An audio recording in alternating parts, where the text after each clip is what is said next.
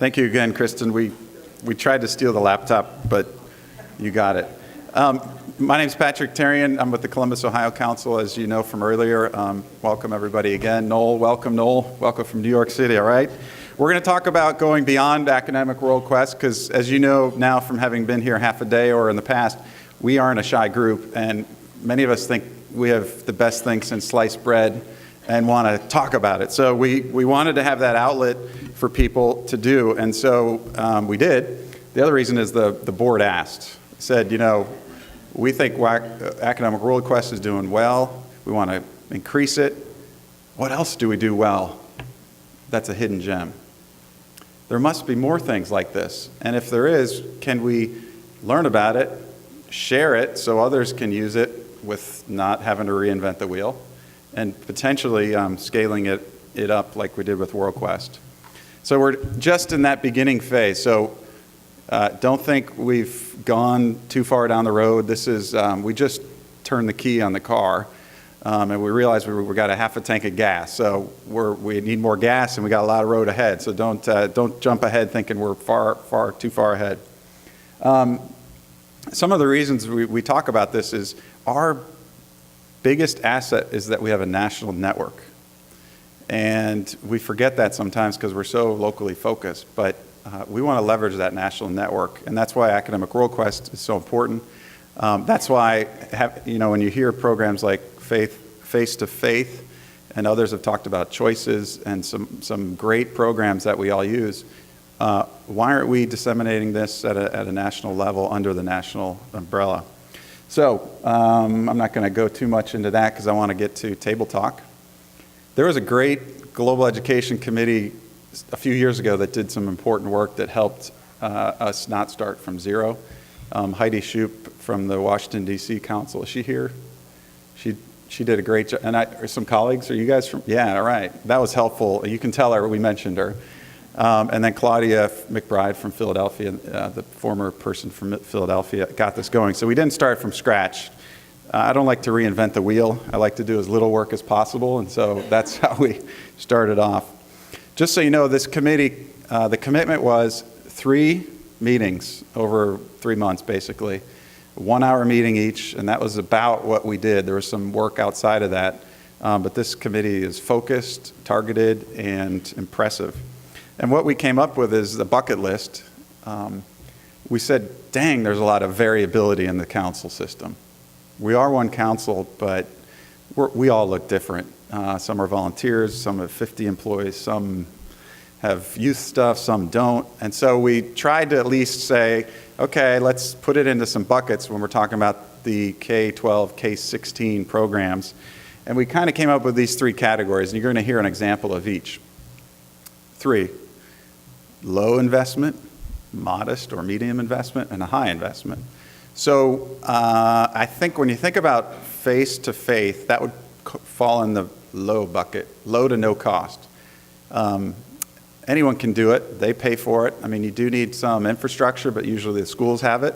You do have a little bit of staff time, but it's almost like a one and done, easy. You could think of probably some other things. I mean, we do our lecture series anyway, and we live stream it. Shannon's back there, if everyone sees Shannon. Has anyone here ever shown or promoted one of the Columbus live streams? Awesome. Oh, that's good. We do it anyway, so we're like, why don't we offer it so that, Harrisburg can offer it and they get credit in their local market. So that's always something we offer. November 13th, we have Global Health.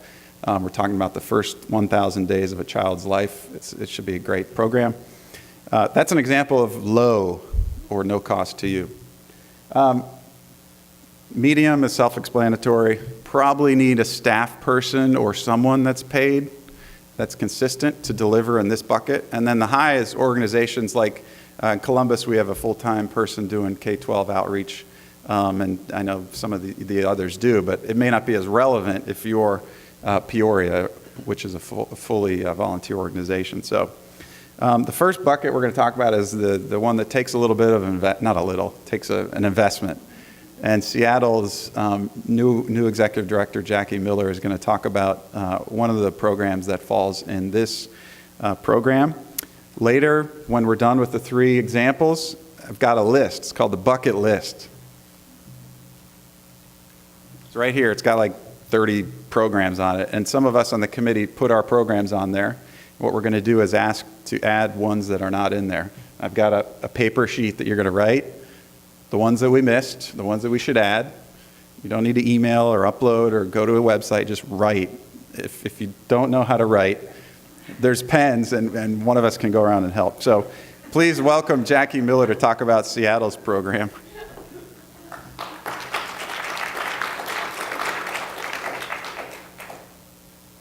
Not sure how I follow that. I was going to segue in using your car tank half full, but we all drive hybrids and electrics in Seattle, so I got nothing. So I'm going to talk to you about our teacher training, our teacher professional development workshops, which are indeed a very high resource demand program, but one that I think pays off in terms of impact and reach and relevance. We've been doing this in Seattle since, forgive me, I've been on the ground about 4 months now. I think since 1997, I reserve the right to go back and amend the minutes to change that. So we have a very long history doing that, and that's important because over time, we have built a large network of teachers who rely on us, who know that we produce quality workshops, that they get workshop hours for, that helps in their professional development and helps them bring the world into their classroom. Seattle is, I just moved to Seattle from New York, and before New York I lived in DC. So I've lived in a few international cities that think they're the center of the universe.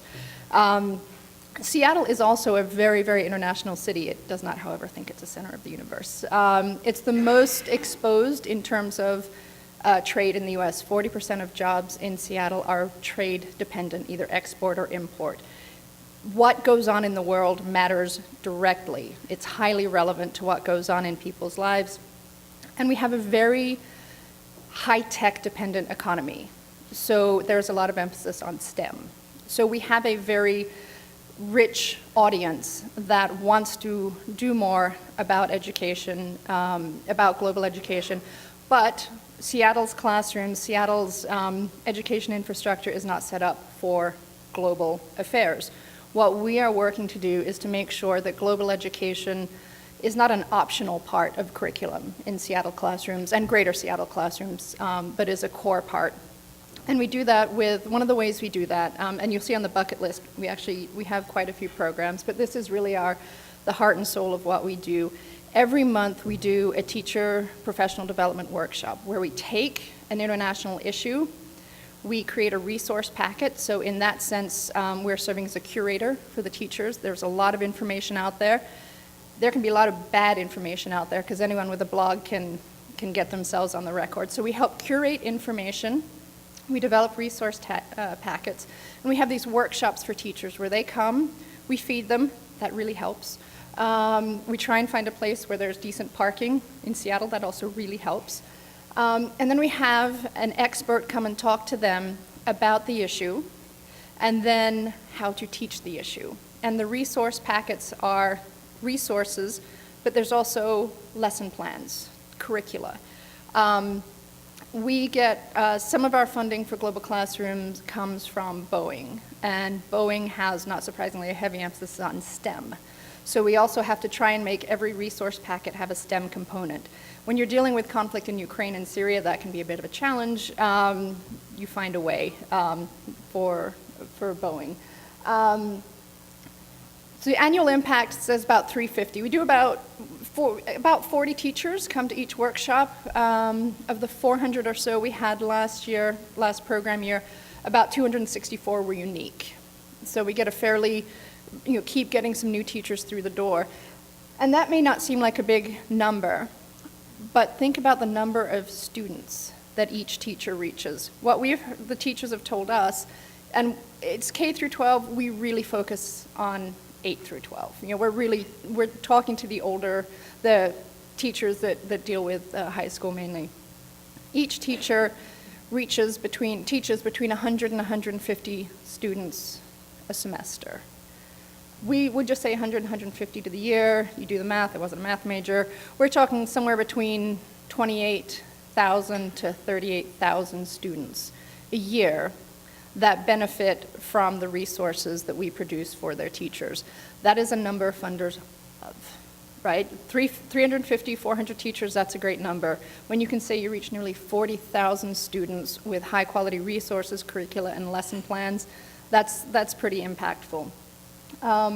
What we are focusing on and improving is we need to do more to make sure that we are speaking to Common Core requirements. We are going to be focusing more on the pedagogy and on the thinking and the processes for learning, and trying to develop actual tools that speak to Common Core. So that is our challenge for the coming year. I just hired a new director of Global Classroom. He is a teacher, and I'm going to make an arrangement so he can keep teaching and work for us at the same time. I don't envy him. He's all eager to give it a try. But having someone who's actually a teacher, who's actually been in the network for a long time, actually approached me about coming to work for us, and can really help develop the pedagogy and make sure that we are speaking well to Common Core standards. But this is a big investment in time, and it takes a long time to build up these relationships, to build up the teachers' trust, and to get them coming back. But we listen to them as well. We have a teacher advisory board that give us very clear feedback on what's working and what's not working, and we adapt to that.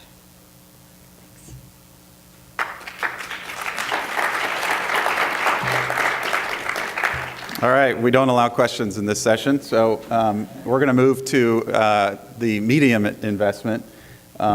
Even though Don really likes the free stuff, we had him talk a little bit about this. So feel free to come on up.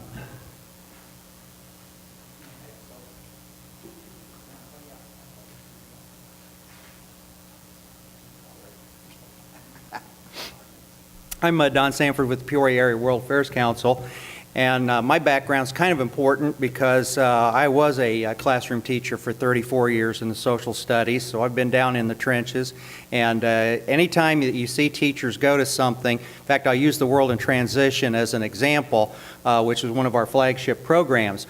I was one of 3 from our area that went down to become trainers to train teachers on the World in Transition.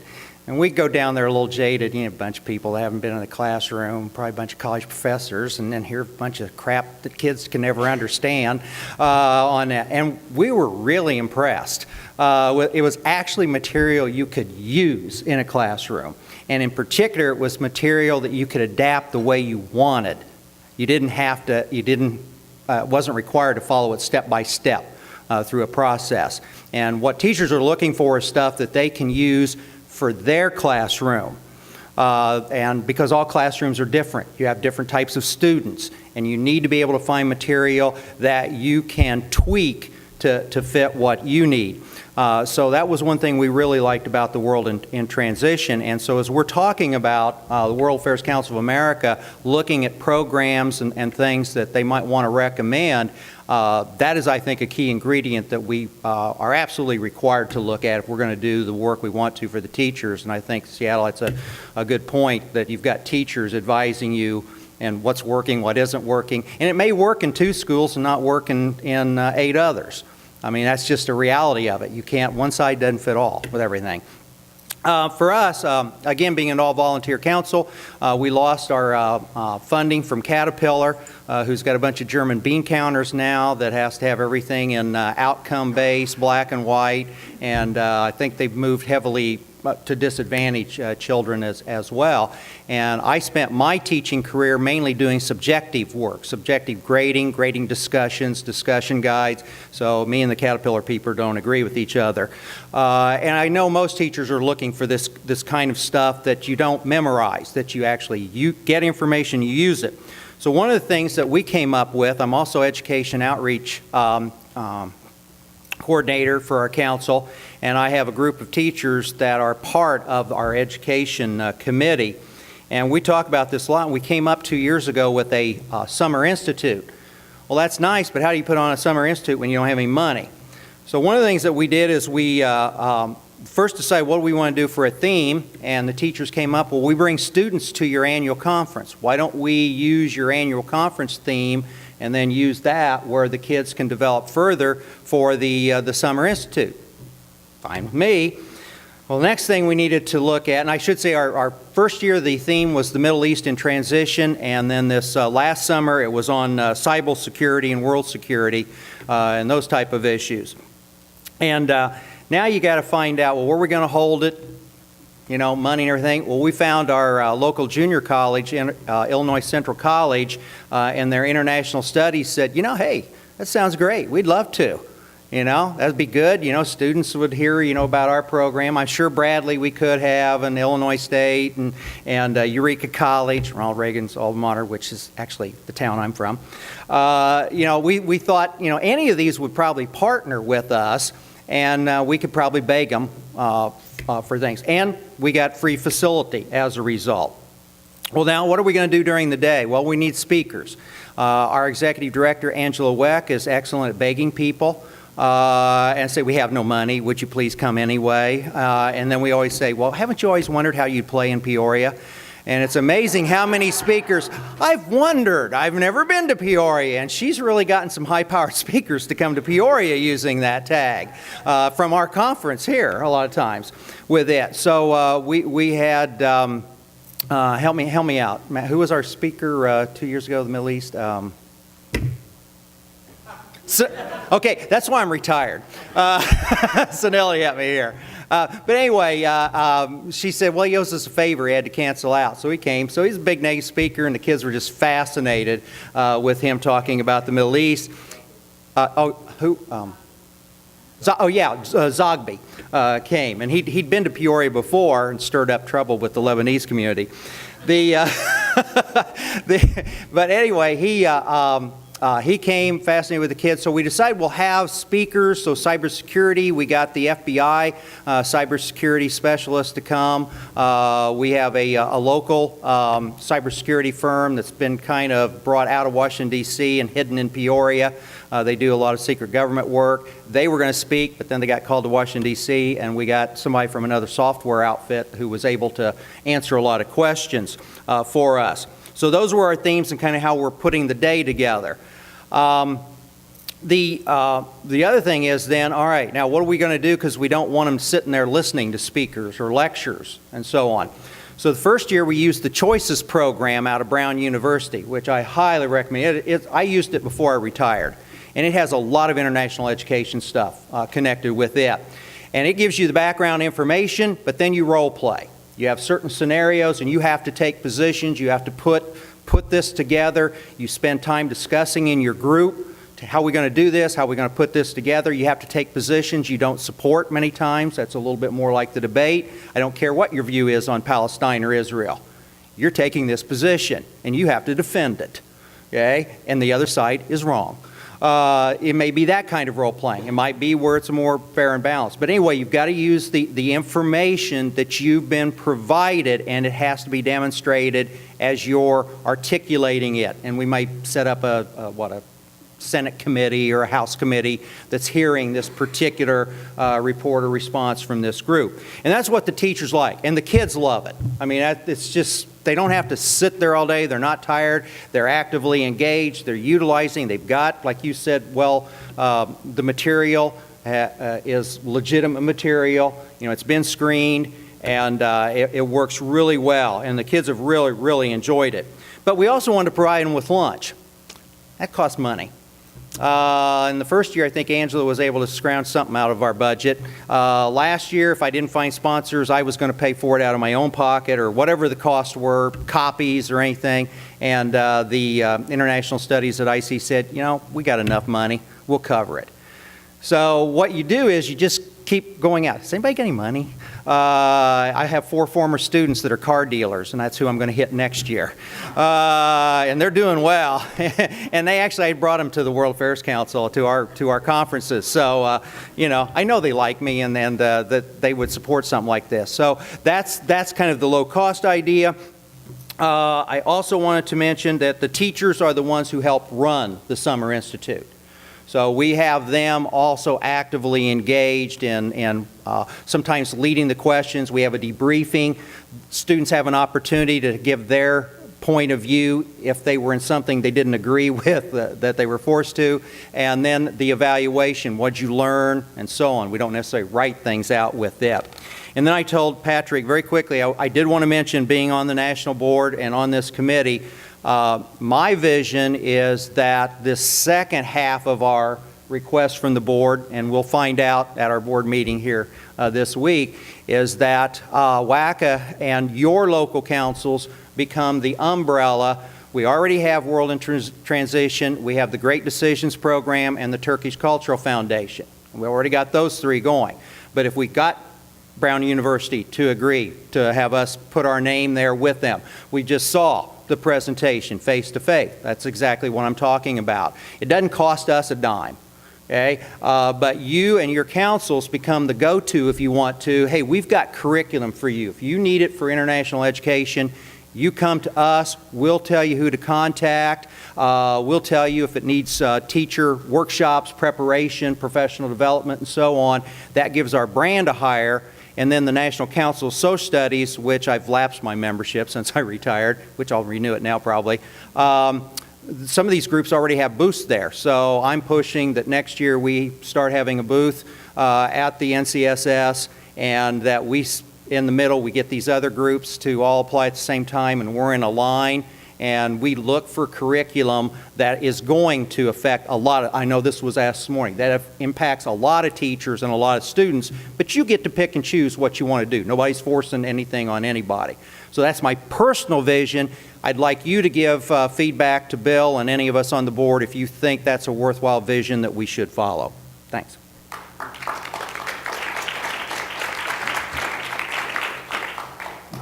So, oops. That's what happens when kids get your iPad.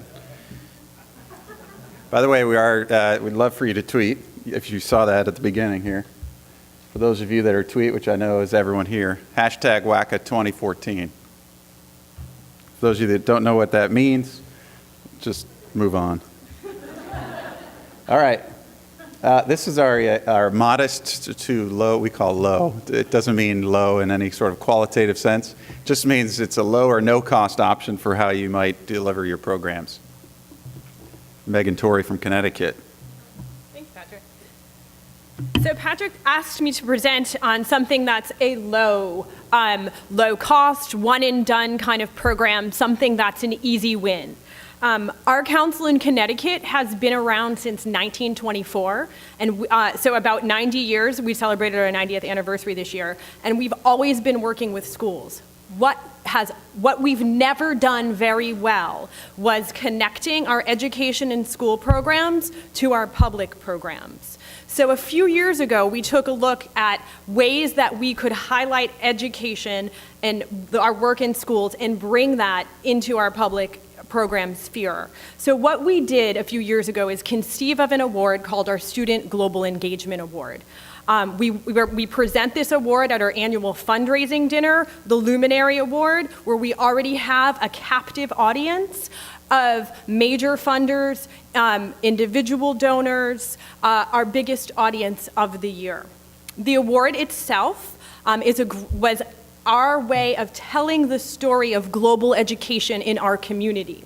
The Student Global Engagement Award is awarded to a student or a group of students who've been actively engaged in a global project at the community level. And we wanted to make sure that it was in line with the Common Core and our state's own social studies frameworks, which in Connecticut is called the C3. So that's civics, career, in college. So the award is given in the criteria, some of the criteria that we look at as community engagement, use of technology, and creativity. Last year, the award went to a young gentleman, a high school student, a high school senior who worked on anti-slavery and anti-trafficking. He developed his own anti-slavery and anti-trafficking campaign, which he then went around to community groups, faith groups, and started to raise money and make an impact. He's actually worked himself with Kevin Bales at Free the Slaves. So very successful way of telling the story. So an example of how it's low cost. So the direct costs really are the cost of the award that we get, which is only about $50, and a few dinner for this student and his parents. Low labor. So when we look at things, we always say, how much is it going to cost? What's our staff time? And what's the impact, right? So the low labor, so it's the cost of the application project in staff investment.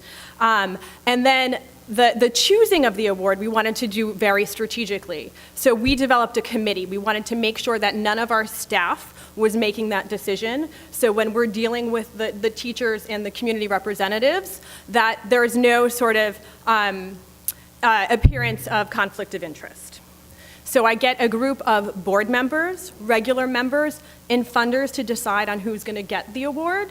And it also is it's an engagement tool for funders. It's an engagement tool for our board to get more buy-in, to give them some buy-in into the award.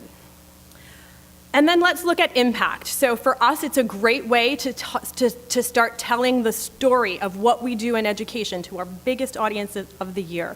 So our major donors and our both corporations and individuals love to fund education. And it's a way to bring them into the fold and then begin to talk about the rest of the programs that we do in education. It has legs across platforms. So not only at the event can we highlight it, but you can put it on your Facebook page, you can tweet it out, and you can give it life beyond just that one night.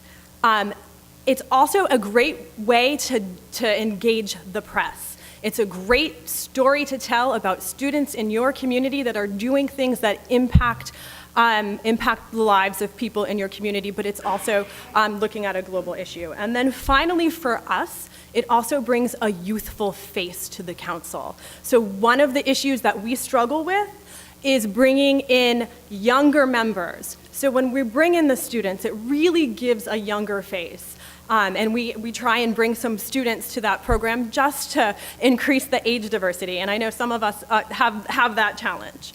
But for us, this has been a really great way to do sort of a one and done, low labor that begins to tell the story. And I know some of you also do similar programs, and I'd love to talk to you about those as well.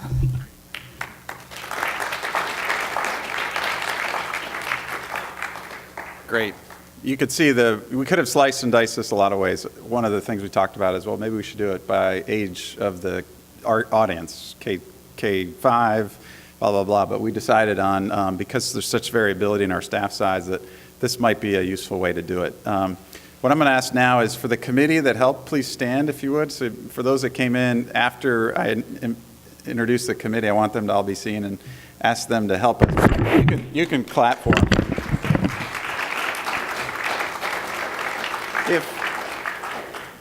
Megan, if you don't mind, can you make sure every table gets a bucket list? And then could a couple of committee members help me out, Netta, if you don't mind?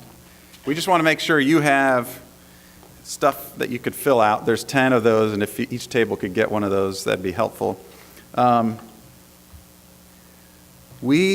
It's 3 o'clock now, and this is when Bill gets up. So we're going to try to keep it short. If you need to leave because you like to stay on time, then just leave. If you want to stay and find it valuable, then just stay. We don't mind. Don't feel like you have to sit there because the agenda says so. What we're going to do now is ask folks from the committee if you could position yourself at each table and manage the bucket list. We're just going to take about 5 to 10 minutes, see what's on our bucket list.